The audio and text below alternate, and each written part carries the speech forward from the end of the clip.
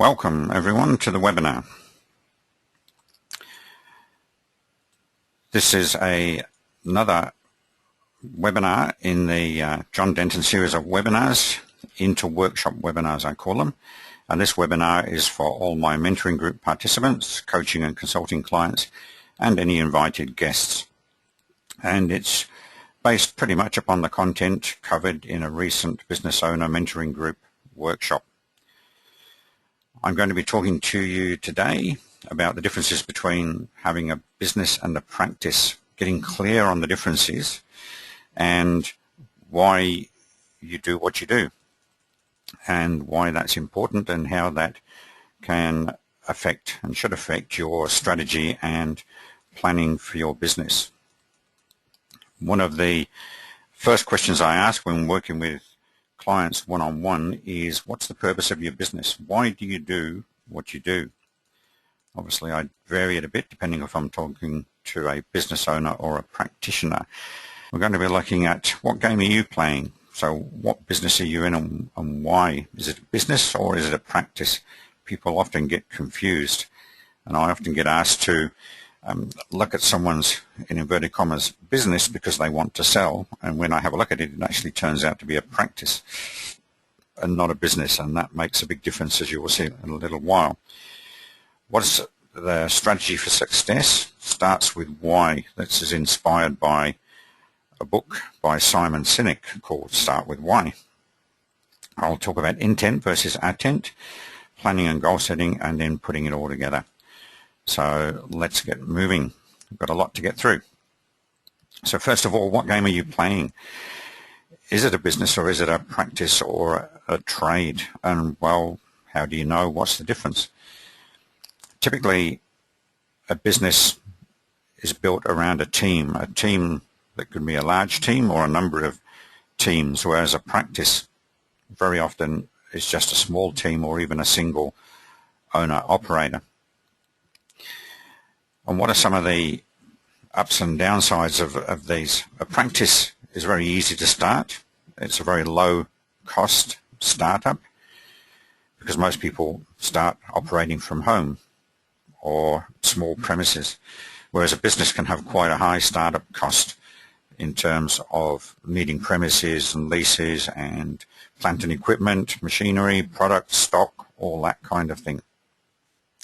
A practice or a trade is based around an expert, someone who has all the knowledge and expertise inside them, whereas a good business is based upon systems and not an expert or not the owner's knowledge or expertise. Very, very different situations, and that's probably the most defining thing between a business and a practice. A practice and a trade has no value without the founder. If you take away the expert, then there's nothing left. Whereas in a business has value without the founder. A business will run without the founder being there. So that's a major difference. A few more. A practice or a trade can't really be sold because if the owner's not there, if the expert's not there, if the tradesman's not there, then what's left? Not a lot generally, unless you're selling a client base or something like that, but even that has limited value without the original owner being there. But a business can be and should be set up to be sold at some point. Every owner will want to exit a business at some point. Practice and trades can have very high profit margins because they've got very low cost of sale often, whereas a business, profit margins can be lower, and in some, like retail businesses and motor vehicle industry businesses or motor industry, can be quite low profit margin and rely on volume. Practice trade, as I said, low overheads. Businesses tend to have much higher overheads. A practice can be started up and run and funded from cash flow just by the expert doing work, whereas quite often a business will require quite a lot of startup funding and investment up front. And here's a very colourful slide. I must have feeling very colourful when I put this one together. A practice or trade can be highly agile and responsive to the market because you're not too large, because you're small, you can be agile, and you can respond to market changes and market needs. So business can be less so, and not so quick to change and easy to adapt to the market. What does the owner get out of it? In a practice or a trade, typically the owner gets a lot of fulfillment out of doing what they're doing, out of being the expert, out of helping people, and the motivation tends to be fulfillment. Whereas with a business, most business owners are after freedom, being able to leave the business for a period of time, have the business run, still generate the same profits, and keep them in the lifestyle to which they've become accustomed. In a practice, the owner's role is to think, in other words, to create, be innovative, create the service or product, then to sell it, and then to deliver it. We'll look a little bit later. Some of those things can be delegated, but typically that's what an owner in a practice or trade would be doing. Whereas in a business, the owner's role is much more about leading, managing, and coaching, because you've got people involved.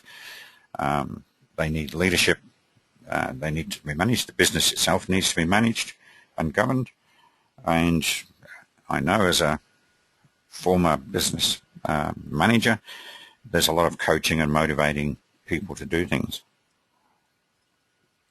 Less so in a practice. What sort of qualities should an owner have? Well, be an expert, be creative, and be able to sell. In a business, as I said before, lead, manage, motivate, and have a very strong discipline to get things done. In a practice, the owner, the practitioner, is responsible for the culture and values. In a business, funnily enough, the owner is responsible for the culture and the values. That's important point, because the culture drives the business, and the culture starts at the top.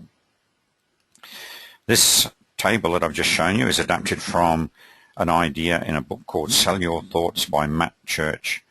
And you can get more information on Matt Church and his products and workshops at www.mattchurch.com. And if you are a practitioner, I highly recommend that you get a copy of that book and DVD. So there are the differences. Why is that important? Well, let's have a look at why people start a business. And I'll go through these very quickly, because there are obviously a lot of them, and it's different for everyone.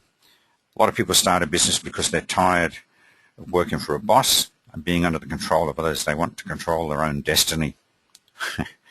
Work for a madman, work for themselves. They like the challenge, the sense of achievement that it gives of creating something and building it and selling it, wanting to build something to make a living. Maybe they've been retrenched from the corporate world, or just left their job and want to make some income. Some people do it to get rich. Some do it to get their migrant visa or permanent residency in the country. That's a reasonably common one. Sometimes it's just to expand an existing business. Make money and lifestyle, freedom. So build it something that will run under management, and build an asset to sell or franchise, which I recommend every owner should be thinking about those last three or four. Three. What about starting a practice or a trade? And I include trade in this because really a trade is a practice. Again, the tradesperson starts off at least being the practitioner, the expert in the business. But they can be turned into businesses, as I'll explain later. Again, all the same reasons why people start, but probably not to get a migrant visa or their permanent residency, because it won't meet the requirements. Also, people start a practice and get into a practice to give something back, to help people. A lot of not-for-profits start like that, for philanthropy and just for the fulfillment, because the expert likes to be the expert, help people and get their fulfillment that way. Can you have both? Can you be both? That was something I was going to talk about. Let me go back. Can you have a business and a practice? Well, yes, you can. Can you turn a practice into a business? Yes, you can. there's someone on this call we may hear from later who has both.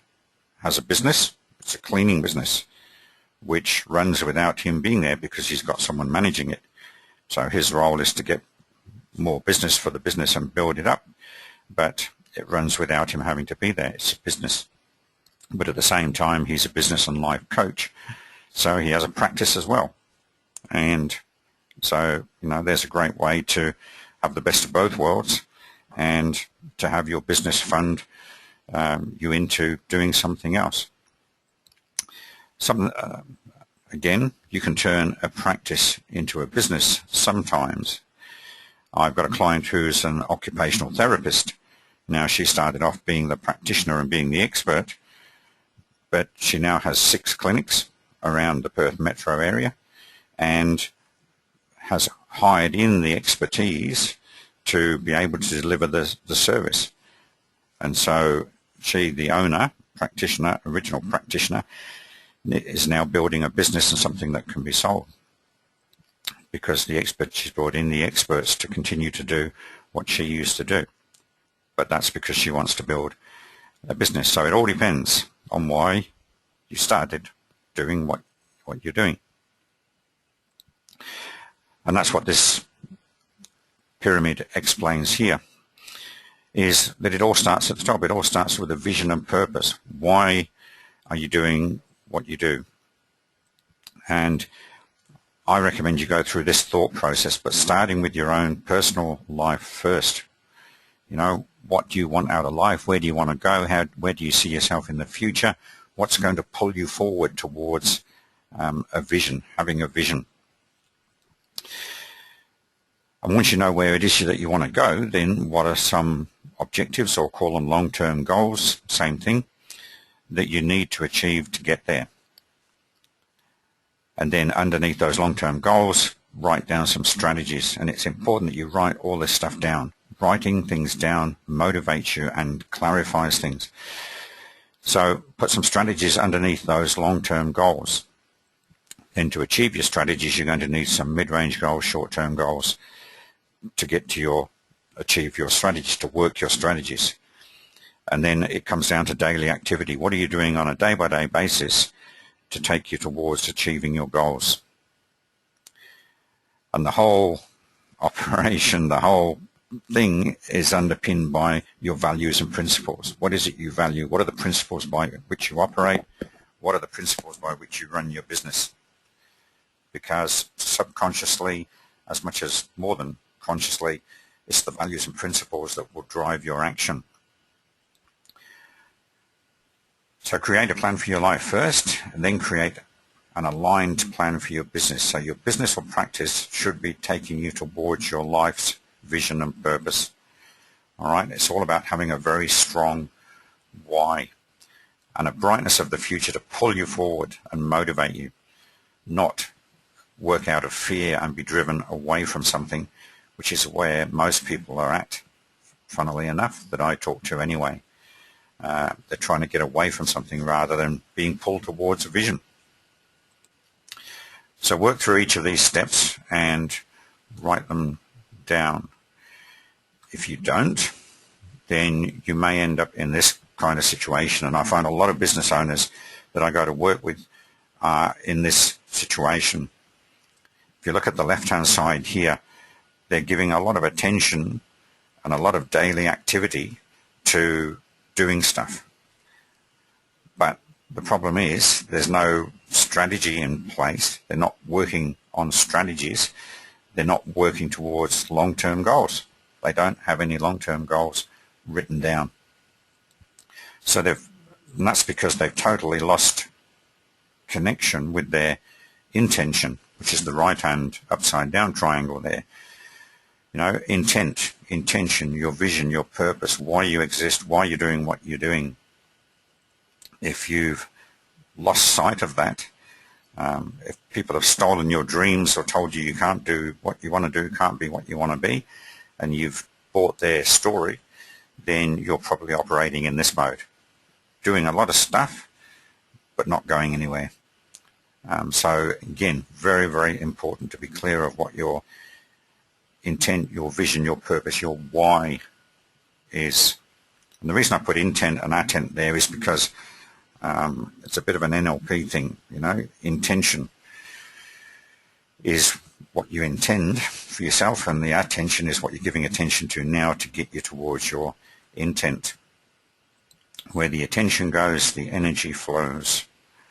So what you should be doing, what's a good idea, is to align all these things.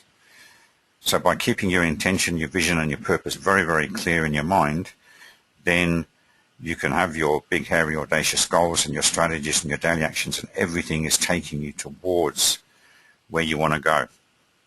Getting clarity. Clarity leads to power, leads to success. So I just can't emphasize that enough. Okay, we'll talk a little bit more about that in a moment. But first of all, let's go back to, okay, let's say you know why you're in business, you know why you're in a practice, you know why you're doing what you're doing, you know what your vision and purpose is. So how do we put some strategies now in place to get us there? So it's all about having a message. This is the why, and communicating that message. I will mention later the book I mentioned earlier as well, and I'll mention it later. Start with Why by Simon Sinek. He talks about Apple in his book and how they became pretty much a cult type company, but also the most valuable company in the world, because they had a very strong why they existed. They existed to drive innovation, and everybody that worked for them was motivated the same way. Their reason for being was very, very strong. When Steve Jobs was sacked from the company, they lost their way. They lost a lot of that. And when he came back, he reinvigorated the whole thing. And now time will tell whether they'll be able to maintain that.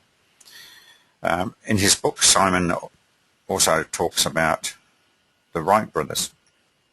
And I'll give you a link to a little TED video that Simon gives this talk for about 18 minutes. I didn't realize, but when the Wright brothers were trying to get a plane up in the air and trying to get manned flight going, at the same time a consortium had been set up of experts and very highly paid engineers and experts to try and do the same thing. And they didn't achieve anything.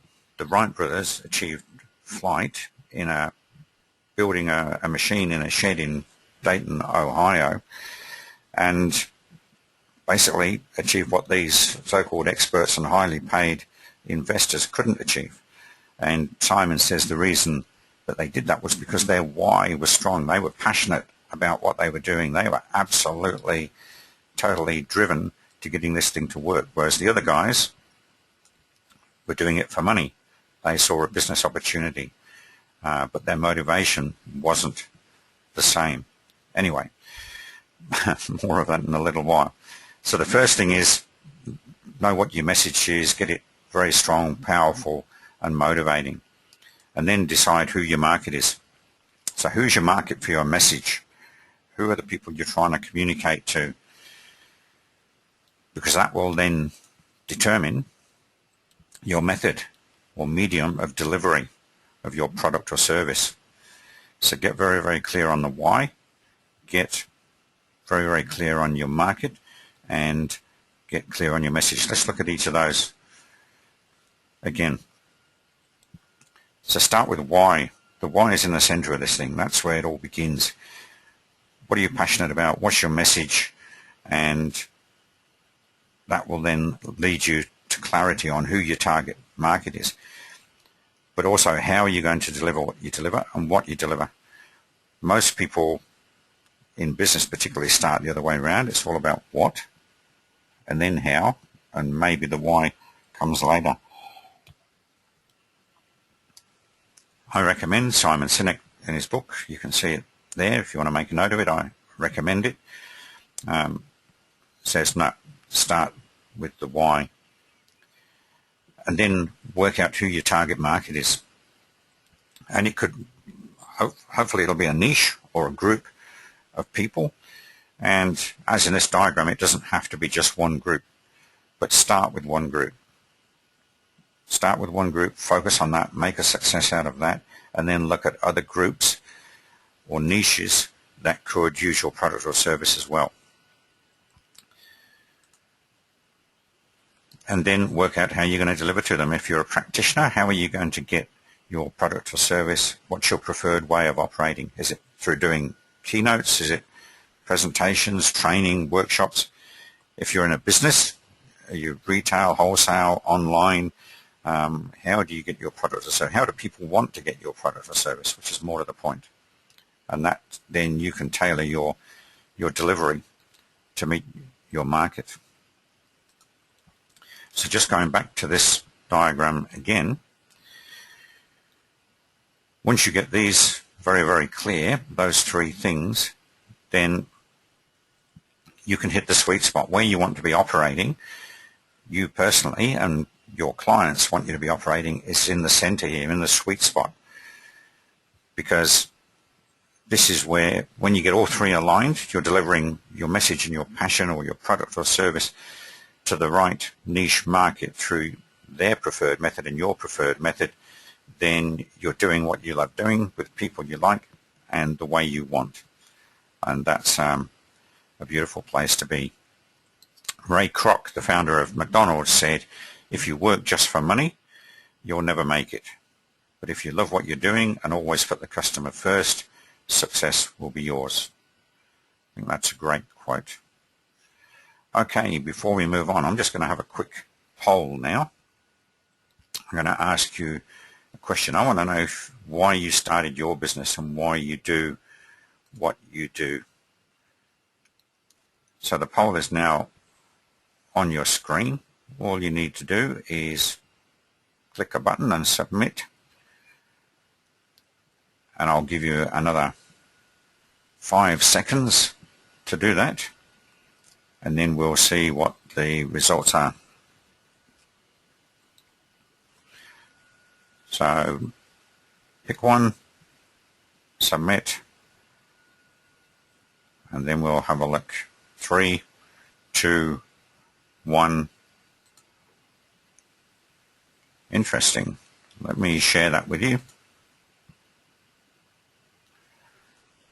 So 2/3 of people said for lifestyle, and 1/3 said build an asset to sell,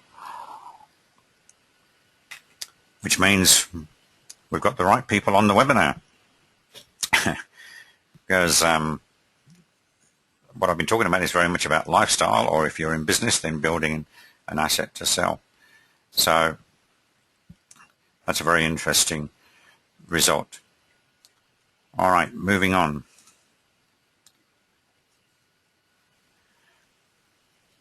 So having got very, very clear on what it is you're doing and why you're doing it, then the next thing is you need to plan and prepare. And I love this quote from Alice in Wonderland. Would you tell me, please, which way I ought to go from here? Oh, that depends a good deal on where you want to go. Oh, I don't much care where. Then it doesn't matter which way you go. So long as I get somewhere, Alice added as an explanation. Oh, you're sure to do that, said the cat. If only you walk long enough. So if you think about it, that takes us back to the two triangles I put up there, with the upside down one on top of the other one, with intent and attent. You know, if you walk long enough, if you do enough activity, enough attention, then you'll get somewhere. But it may not necessarily be where you want to go. If you don't know where you want to go, then you're just doing activity for activity's sake, being busy. So I love that quote because it sums that situation up very nicely. So just going back to this again, the planning and preparation is what it's all about. Have a plan. As they say, if you don't plan for success, then if you don't have a plan for success, then you're planning to fail.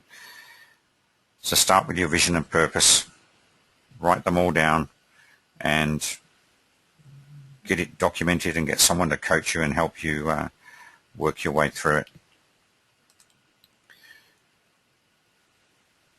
This slide you would have seen before if you've been on any of my webinars or in any of my workshops. But does it apply to practices as well as businesses? Well, let's have a look at it.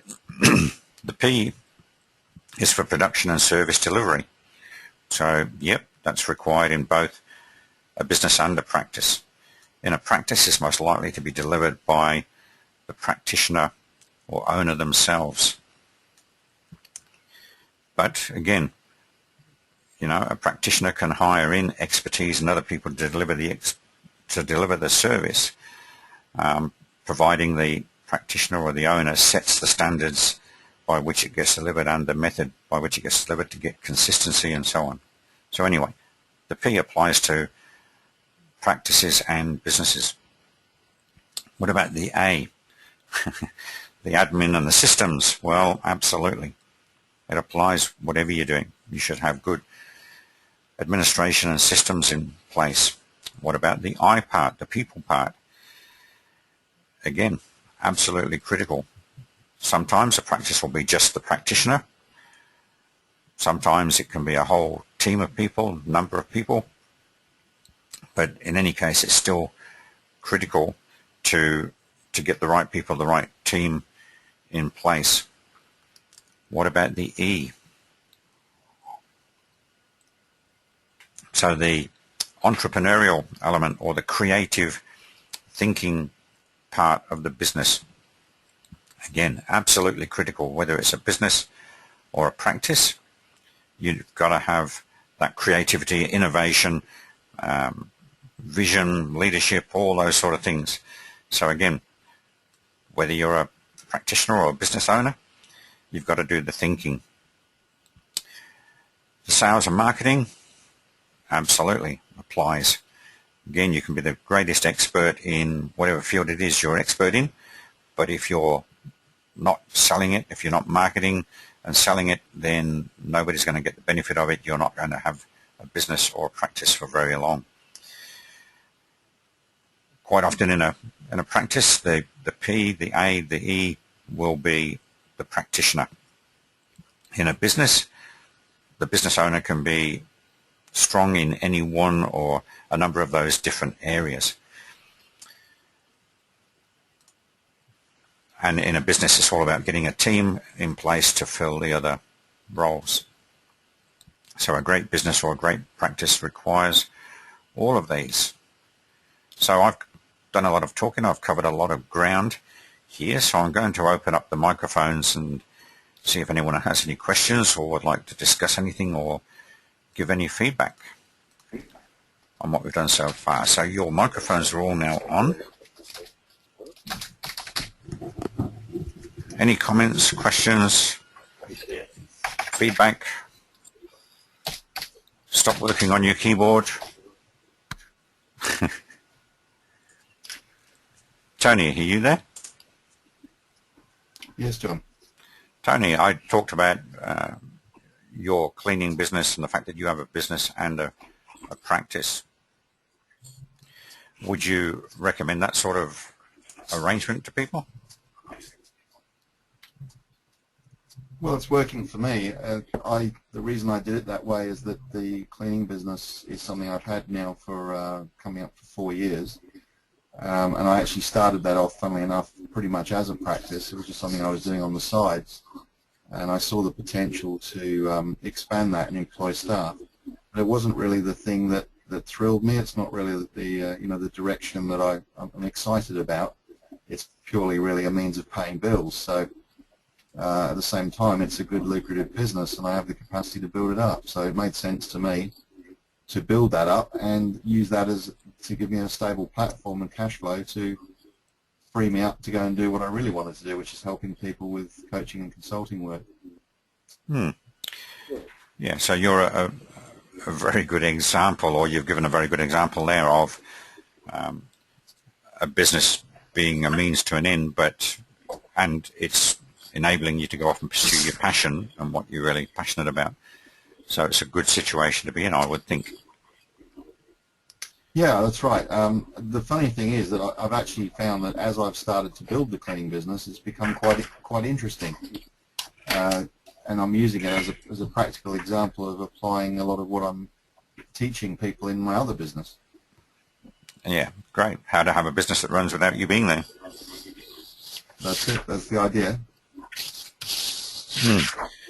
And again, it comes back to what I was saying before about having a clear vision and a passion.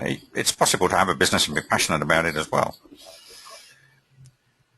There's plenty of people out there who are absolutely passionate about what they do, but run it as a business. When I had the training and development business, it was like that. The reason I was in it for nearly 10 years doing that was because even though I set out in day one to build something and sell it within 3 to 5 years, I lost sight of that because I got to really enjoy what I was doing and being passionate about helping people, and just loved seeing their growth when they went through the training programs. So I became emotionally attached to the business, I guess. And there's nothing wrong with that as long as you're aware of it. So, okay. Thank you very much for your input. Anyone else got any questions or comments? Nope. Okay, then I'm going to mute your microphones, which is now done, and just go on to wrap up this webinar.